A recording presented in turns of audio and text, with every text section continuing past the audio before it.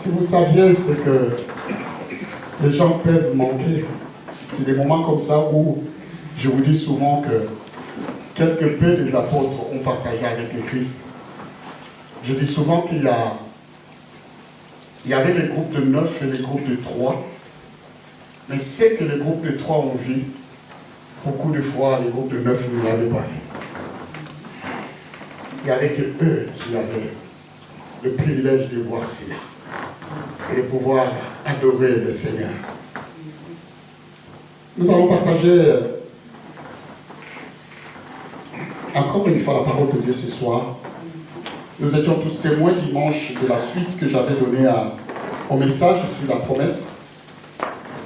C'est vrai que quand j'ai commencé cet enseignement, je n'ai pas pu donner une partie parce que je parlais de faits de Dieu. Même si nous ne pouvons pas trouver les mots faits de Dieu dans la Bible, nous découvrons cependant de nombreux faits réalisés dans la parole de Dieu.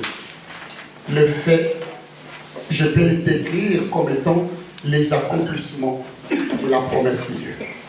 Quand Dieu a déjà accompli. Cela est défini par les faits. Les faits se montrent et se découvrent plusieurs fois quand nous lisons la parole de Dieu. Cette parole qui nous a été mise à notre disposition. Le fait de Dieu ou l'accomplissement, je veux dire, le fait de Dieu constitue une référence à l'œuvre accomplie de Dieu. Ce que Dieu a déjà fait pour nous. Quand on veut parler de faits, on parle déjà de ce qui a été classé et que Dieu a apporté, a accompli dans notre vie. Ce que Dieu a accompli pour nous. Comme je vais prendre quelques exemples ce soir. Dans l'Ancien Testament, Dieu fit cette promesse selon laquelle le Seigneur Jésus naîtra d'une vierge. Quand Isaïe avait prophétisé, avait donné cette promesse à Israël, qui souffrait, qui attendait le salut, qui attendait un Messie, qui attendait la délivrance de la main de Dieu. Israël attendait le bras de l'Éternel. Parce que beaucoup de prophètes avaient prophétisé, avaient donné des promesses que le bras de l'Éternel allait visiter le peuple de Dieu. C'était une promesse que Dieu avait faite. Il a fallu que cela puisse s'accomplir. Isaïe va pousser plus loin les révélations pour définir comment cela arrivera-t-il. Quand on lit dans le livre d'Ésaïe, chapitre 7, verset 14, il est écrit ceci. C'est pourquoi le Seigneur lui-même, quand on parle du Seigneur, on parle de Dieu. C'est pourquoi Dieu lui-même vous donnera un signe. Quand Dieu promet, des fois, il accompagne cette promesse par un signe. Parce qu'il doit te donner comment cette promesse doit arriver, doit s'accomplir. Quand cela arrive, tu le verras, Dieu se le révèle toujours. Par quelque chose, par un signe, il te donnera des pistes pour que tu saches que la promesse que tu l'as donnée, il va la porter à l'accomplissement. Je me rappelle que j'étais dans cette période à Paris. 10 ans après, avant plutôt, j'étais dans les tourments. Je demandais à Dieu où vraiment il m'attendait. Comme tous les hommes, je me suis focalisé de planter l'église à Paris. L'église était prospère. Mais ce n'était pas là Dieu qui m'attendait. Il m'avait promis. Mais ce n'était pas là. Alors un jour, j'étais dans la nuit, je dormais. J'ai vécu une expérience que j'étais dans une ville. Alors dans cette ville-là, je suis sorti, je venais d'arriver dans la ville, je suis sorti pour évangéliser. J'ai invité tout le monde à venir écouter la parole de Dieu. Je disais, je vous donne rendez-vous à tel endroit et que tous vous venez. Je me suis mis dans cette vision que Dieu me donnait. J'ai vu que j'étais dans un endroit dans une radio chrétienne, dans un lieu où c'était la radio dans cette ville, il y avait une radio chrétienne. Je me suis vu invité dans cette radio pour donner l'invitation aux gens. Alors quand je finis de vivre, de donner cette invitation, je suis sorti de cet endroit dans la radio, et puis je marchais, je voyais les gens qui couraient, les gens qui partaient en courant. Mais je me demandais, je disais, mais pourquoi ces gens courent? Pourquoi ils partent? Alors j'ai arrêté une personne. Je dis, mais vous partez où en courant? Cette personne, toujours dans la vision, me dit, écoute, nous avions un rendez-vous. Il y a le pasteur Daniel qui nous invite à tel endroit pour que nous puissions écouter la parole de Dieu. Mais je n'osais pas dire à ces gens que c'était moi. Je n'avais pas la force de leur dire que c'était moi. Alors, chose faisant, je les suivais. Quand je les suivais, je suis arrivé dans un esplanade qui a été préparé. Il y avait beaucoup de monde. Il y avait quelque chose qui a été fait comme une strate, comme ça. Et puis, les gens entendaient. Et je monte sur le stade de l'esplanade. Je monte, c'était en haut, élevé, j'avais l'escalier comme ça à droite. Je suis monté par la porte jusque devant. Il y avait la chaire qui était là. Et quand j'ai voulu commencer à me présenter, à prêcher la parole de Dieu, j'entends comme une voix qui sortait derrière moi. Une voix qui me dit, ne commence pas d'abord à prêcher, ni à faire ce que je te demande. Tourne-toi et regarde à droite. Je me suis tourné, j'ai regardé à la droite. Je vis une jeune femme qui venait. Cette jeune femme est arrivée. Elle m'a mis la bague au doigt. Et quand elle m'a mis la bague au doigt, elle est repartie. Et qu'est-ce que j'entends? La voix me dit, maintenant, tu peux commencer. Je me suis réveillé, j'étais dans le sommeil. Mais je sentais sur mon doigt cette bague qui a été posée. Vous savez, quand la bague vous sert, vous sentez. Cela est resté pendant 3 jours. Je me suis réveillé, j'étais dans le sommeil. Je commence à prier, je dis, Seigneur, qu'est-ce que tu veux me montrer? Qu'est-ce que tu m'as promis? Bien-aimé, les choses se sont faites. J'ai oublié ce que Dieu m'avait montré, cette promesse. Je me suis mis dans la vie parisienne et je dis, écoute, ici, au moins les choses se font bien. Les gens sont là, l'église est prospère. Donc je crois que peut-être j'ai rêvé. C'était juste une chose comme ça. Pour faire court, Dieu a commencé à créer des choses pour me faire déplacer des barres. La situation était devenue tellement empirée qu'il a fallu que je quitte Paris. Alors je me suis consolé, j'ai dit, écoute, Daniel, j'ai reçu un coup de fil d'un pasteur de Lyon. Il m'a dit, écoute, viens. Je connais comment Dieu t'utilise. J'ai besoin de toi, Lyon est fertile. Viens ici à Lyon. Je sais qu'avec toute la grâce que Dieu te donne, comment, ici Dieu encore va t'utiliser fort. Je me suis dit, ok, je crois que c'est la voie de Dieu. Alors j'ai dit, Seigneur, si c'est ta volonté, accomplis-le. Alors je suis parti, j'ai commencé à me préparer pour aller à Lyon. 3 jours avant que je puisse prendre le train pour partir à Lyon, il y a un ami qui était ici à Mulhouse. Je ne connaissais pas la Mulhouse, je ne connaissais ni pas la ville. Il m'a dit, écoute pasteur, j'ai besoin de toi. Parce que cet ami était à Paris, je l'avais beaucoup aidé. Et il a été transféré ici à Mulhouse. Il me dit, écoute, j'ai besoin de toi ici parce qu'on est vraiment dans le besoin. La seule personne qu'on m'a montré qui doit venir m'aider, c'est toi. Te connaissant, tu es capable de se déplacer même aujourd'hui. Mais j'ai fait encore mieux. Voici, je t'envoie un billet de train. Va à la gare, récupère le billet et prends le train, viens parce que nous avons besoin de toi.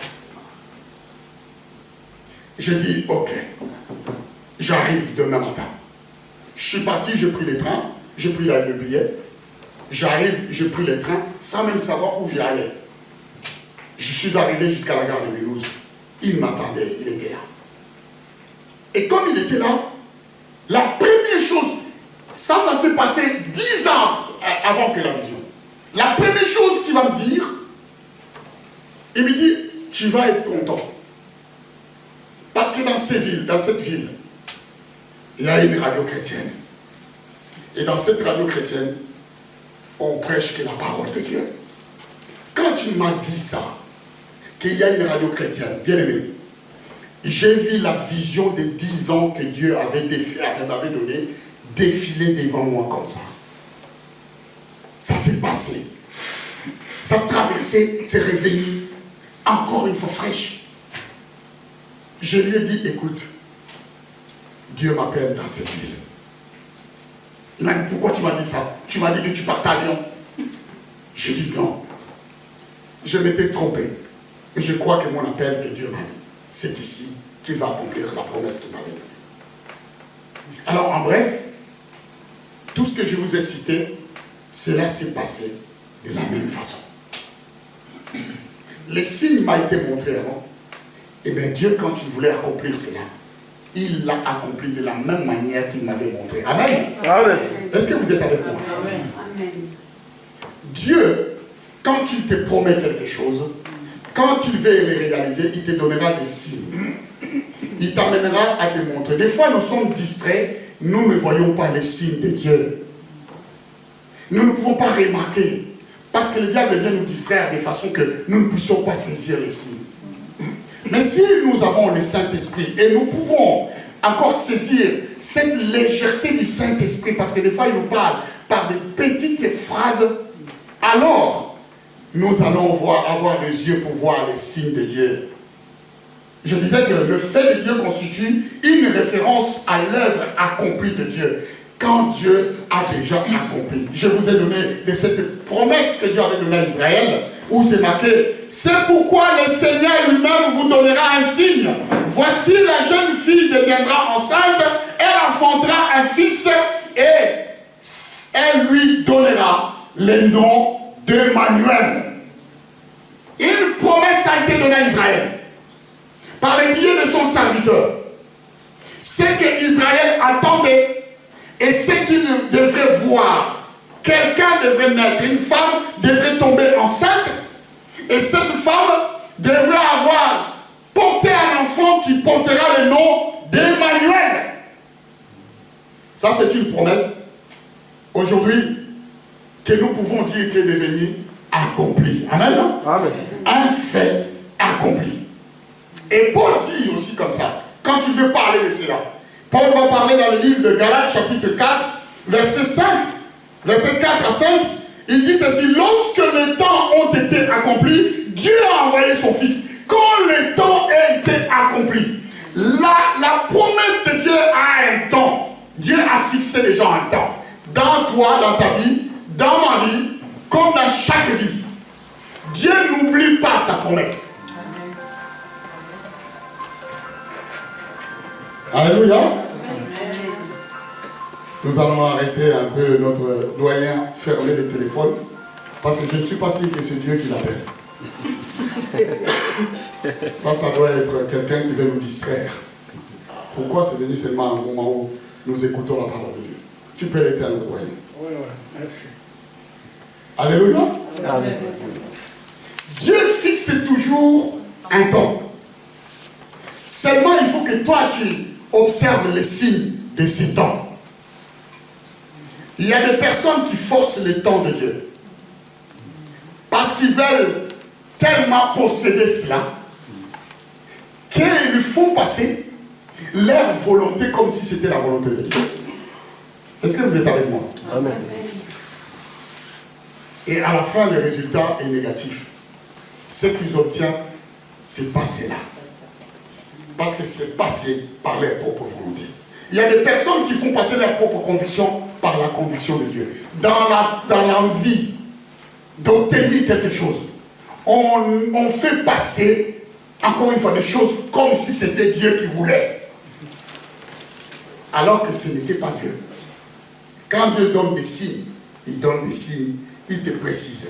Et quand cela arrivera, comme il a dit, lorsque les temps ont été accomplis, Dieu envoya son fils, né d'une femme, comme il l'avait dit. Né sous la loi, comme il l'avait décrit, parce qu'Israël était sous la loi, afin qu'il racheta ceux qui étaient sous la loi, afin que nous ressuscions l'adoption. Là, c'est quelque chose d'extraordinaire. Donc, c'est fait de cette promesse, Dieu l'a déjà accompli. L'adoption est là.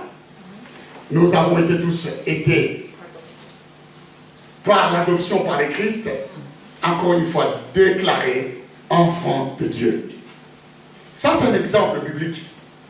Mais dans la vie personnelle de chacun de nous, quand nous avons une promesse et que nous voulons que Dieu accomplisse, nous devions aller chercher le signe. Ne vous gênez pas à dire à Dieu comment cela va s'accomplir. J'ai un exemple que Dieu m'avait montré. Je connais une personne qui a l'appel. Il a reçu l'appel de devenir un homme, un serviteur de Dieu. Mais seulement il y a une chose. Quand Dieu nous donne l'appel, Dieu lui-même sait où et quand. Lui-même il va nous élever. Il arrive des fois, l'environnement aussi peut nous faire croire que c'est ici que Dieu veut. Moi, je croyais que Dieu m'avait appelé pour Paris. Après, je dis, Dieu m'avait appelé pour Lyon. Je commençais à prier pour la ville de Lyon. Voyez-vous, Lyon et Mulhouse, c'est à l'opposé. Comment j'ai atterri à Mulhouse, je ne sais pas vous dire. Comment la conviction m'a été donnée dans le cœur, je ne peux pas vous dire. Mais quand c'était arrivé le temps de Dieu, que tu veuilles ou non, Dieu t'amènera jusqu'au rendez-vous de ta promesse. Alléluia. Est-ce que vous êtes avec moi? Amen. Pour que cela arrive un fait dans ta vie. Et que cela puisse s'accomplir. Parce que Dieu, lui, il a sa montre, comme je vous dis. Il a son temps aussi. Mais si nous avons le discernement, nous allons éviter de courir de gauche à droite. Nous attendrons le Saint-Esprit et nous nous mettrons à prier pour que quand nous n'avons pas de signes, que Dieu nous donne des signes. Quand nous n'avons pas de signes, que Dieu puisse nous montrer réellement. Parce que Dieu est capable de nous les révéler. Et te dire, non voilà, je ne t'ai pas trompé.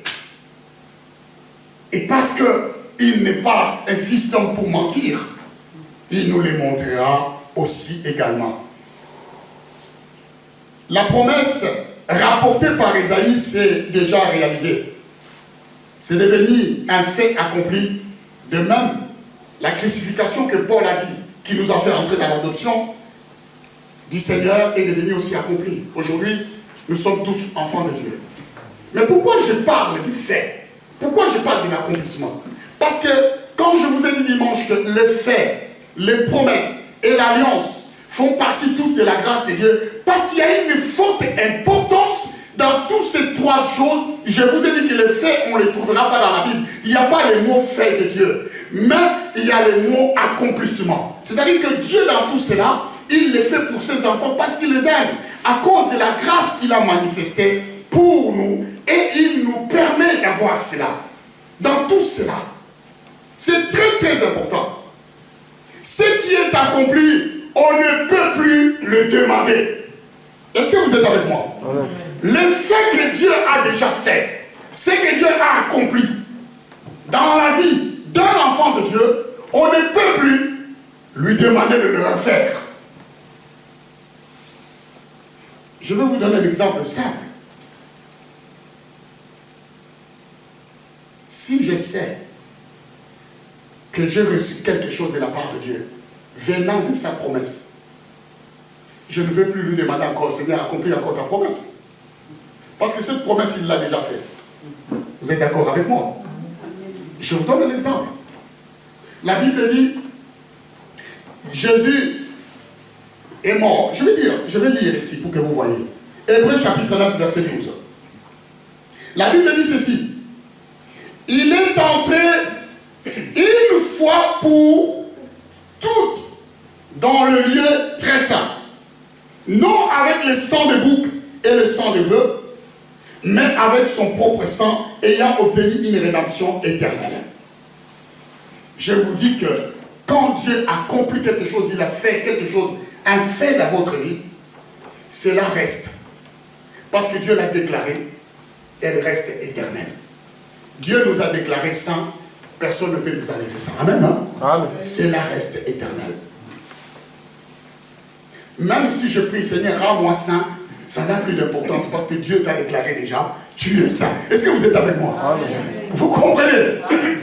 Donc c'est une perte de temps quand tu dis, Seigneur, je voudrais être saint. Il va te dire, mais qu'est-ce qu'il demande? Parce que je l'ai déjà rendu saint. Je l'ai déjà accompli, je l'ai déjà dit qu'il est saint. Mais pourquoi il dit encore il veut être saint? Des fois, on demande des choses sans pour autant avoir le discernement. Est-ce que vous êtes avec moi? Amen. Parce que Dieu l'a déjà fait, il ne le fera plus. Ici, on nous parle de ceci. Il est entré une fois pour toutes. Je veux dire par là que la mort de Jésus-Christ pour le péché de l'humanité, Christ l'a déjà accompli. C'est ce que la Bible dit. Que Jésus est entré une fois pour toutes dans le lieu saint, très saint, pas avec son propre sang, pas avec le sang de bouc, ni le sang de veau, mais avec son propre sang, ayant obtenu ton salut et le pardon de tes péchés. Donc, tu ne peux plus demander à Jésus de mourir encore pour tes péchés. Est-ce que vous êtes avec moi? Parce que Dieu l'a déjà accompli. Il l'a déjà fait. Jésus ne viendra plus mourir deux fois. C'est ce qui est marqué ici. Il ne portera plus la croix. Il l'a fait. Il ne te donnera plus la rédemption. Il l'a fait. La seule chose seulement, il faut que toi tu puisses croire à ce qui a été accompli dans ta vie. Alléluia. Amen. C'est une question de foi. C'est pour cette raison que je parle de fait. Parce que quand je vous parle de ce que Dieu a accompli, il est très important pour les enfants de Dieu. Même si n'ayant pas encore reçu la promesse, je suis dans l'obligation de proclamer ce que Dieu a accompli déjà pour moi. Amen. Amen. Pour que mes oreilles, mon être, les diables et les ténèbres puissent l'entendre. Que Dieu a déjà accompli sa promesse. Quand j'ai reçu la promesse, je ne peux pas prier simplement, Seigneur, accomplis ta promesse. Mais je peux dire aussi, Seigneur, je bénis ton nom parce que tu m'as déjà apporté cette promesse-là. Et je suis déjà dans la promesse. Parce que n'oubliez pas, Dieu est un Dieu présent. Quand il dit la chose, on ne dit pas que la chose viendra. Est-ce que vous avez entendu la parole de Dieu comme ça? Non, non. Il dit quand il proclame la chose, il l'a. Même si tu verras le fait plus tard, mais Dieu a déjà classé. Il sait que la chose est là. Donc, je nous parle de cela, pourquoi? Parce que nous nous trompons souvent dans notre manière d'aller chercher les choses de Dieu, dans notre façon de voir la grâce que Dieu nous accorde, le fait de Dieu quand Dieu nous donne. C'est comme si nous nous trompons de la manière d'aller chercher Dieu. Je vous donne un exemple, par exemple, comme un enfant de Dieu qui doit prier chaque matin en disant, Seigneur, faites que le soleil puisse se lever à l'est et se couche à l'ouest. Ça, c'est une prière inutile. Que tu pries, que tu ne pries pas. Le Seigneur a déjà déclaré avant le commencement du monde que le soleil se lèvera à l'est et se couchera à l'ouest. Le soleil n'a pas besoin de ta prière. Est-ce que vous comprenez? Amen. Donc tu perds ton temps dans cette prière. Parce que quand tu pries, que tu ne pries pas, la volonté de Dieu dans ce que Dieu a déclaré comme promesse, ça s'accomplira toujours. Et cela se fera. Il arrive des fois, nous croyons, le diable nous cache, nous aveugle, en te disant, oh mais tu as péché, tu n'es plus saint, tu es sale et tout, va chercher la sainteté, va ceci. Mais quand Dieu avait déclaré que vous êtes saint, nous étions pécheurs, hein? Aucun de nous n'avait encore la rédemption. Amen. Amen. Nous étions perdus. Voilà pourquoi la Bible dit que Christ est mort pour tous les impies. Pour toutes les personnes. Donc, je dois me réjouir simplement de la sainteté que Dieu m'a donnée. Et pouvoir les bénir pour ça. C'est une promesse qui est devenue, encore une fois, un fait accompli. Christ est entré une fois pour toutes. Si la Bible avait besoin qu'il rentre deux fois, il aurait le dire une fois pour toutes. Les anciens sacrificateurs, ils entraient une fois pour toutes par an. Mais Christ, c'est définitif. Nous avons le salut. Écoutez, j'ai préparé ça parce que c'est une prédication que je voulais continuer dans la continuation, mais je vous donne juste l'introduction de cette prédication pour que nous puissions nous mettre dans le diapason. Dieu a accompli bien davantage de choses en Christ. Quand je vais vous dire, il y a des promesses que Dieu nous a données en Jésus-Christ. Les problèmes des hommes, la plupart des problèmes qui aujourd'hui amènent l'homme à souffrir, Dieu l'a déjà résolu à une seule personne, Jésus-Christ. Dieu a apporté toute sa solution dans ce nom, comme le pasteur nous a mis ici, que ce nom est merveilleux. Le nom de Jésus. Donc je dis que Dieu a accompli bien davantage des faits, des choses déjà qui sont accomplies en Jésus-Christ. La Bible nous affirme que tout ce qui appartient à la vie et à la piété a été accompli en Jésus-Christ. Quand la Bible nous parle de ce qui appartient à la vie, de ce qui concerne la vie, et ce qui concerne la sainteté, toutes ces choses-là, la piété a été accomplie déjà en Jésus.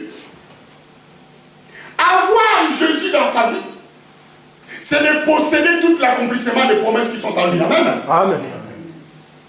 Ça, je nous parle de toutes les promesses que Dieu a faites. En dehors de cela, il y a des promesses personnelles que chacun de nous a reçues. Et que ceux qui se sont déjà accomplis et ceux qui ne sont pas encore accomplis. Quand ça ne va pas, moi je rappelle toujours Dieu ses promesses qu'il a accomplies dans ma vie. Si ça ne va pas dans mon couple, je vais devant le Seigneur, je dis, je viens te rappeler les promesses que tu m'avais données par rapport à cette épouse. Tu l'avais accompli. Aujourd'hui, je suis là. Parce que tu l'as accompli, c'est à toi, encore une fois, de faire encore que je puisse continuer à savourer le bonheur d'avoir ta promesse accomplie dans ma vie. Amen. Amen. Est-ce que vous êtes avec moi? Amen. Je vous ai dit que nous allons lire les paroles. Comme ça, nous allons comprendre. Éphésiens, chapitre 1. C'est là qu'on va s'arrêter, parce que c'est juste une introduction. D'abord, Paul dit ceci dans le livre d'Éphésiens, chapitre 1, verset 3. Écoutez bien. La Bible dit, béni soit Dieu le Père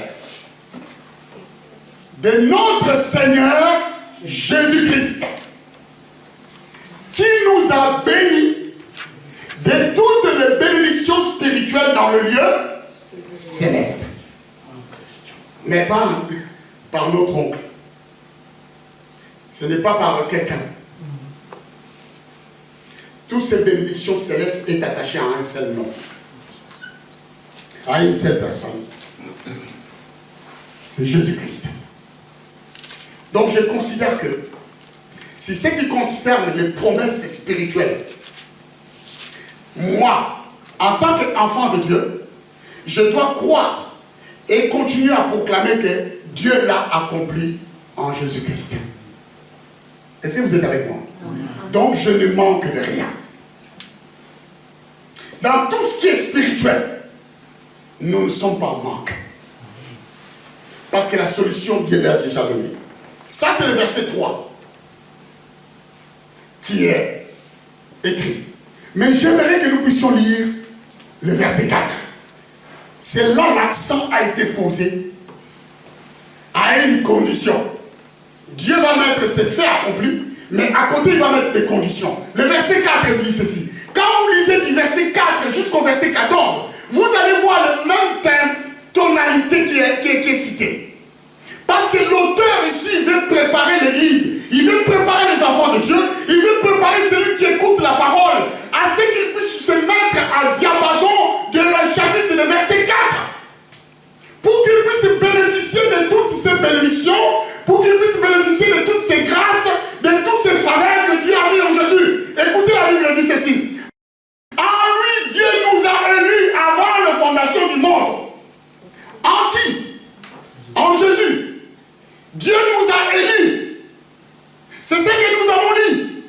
Ça veut dire que quand le monde avait commencé, Dieu a déjà déclaré, il t'a proclamé. Amen. Il t'a sauvé. Mais écoutez bien. Pourquoi il nous a élus avant la fondation du monde? Pour soyons saints. J'aimerais que vous lisez. Pour que nous soyons saints et irréprochables devant lui. Ça, c'est la seule condition pour acquérir à toutes les bénédictions qui sont en Jésus-Christ. Alléluia. Est-ce que vous êtes avec moi? Amen. Si nous aimons le Seigneur, acclamons le Seigneur. Amen.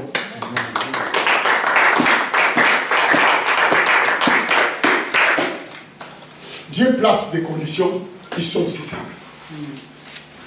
Il t'a dit que non, je t'ai placé et je t'ai béni de toutes les bénédictions. Je t'ai donné toute la solution. La seule chose que je te demande, que tu puisses les remplir. Ça, ce sont des faits qui sont accomplis. Jésus a accompli tout ça. Mais pour continuer à savourer tout ce que Jésus a accompli dans notre vie, notre devoir en tant qu'enfant de Dieu, c'est de pouvoir rester saints et que nous soyons irréprochables. Devant qui? Pas devant le monde, mais devant Dieu. Amen.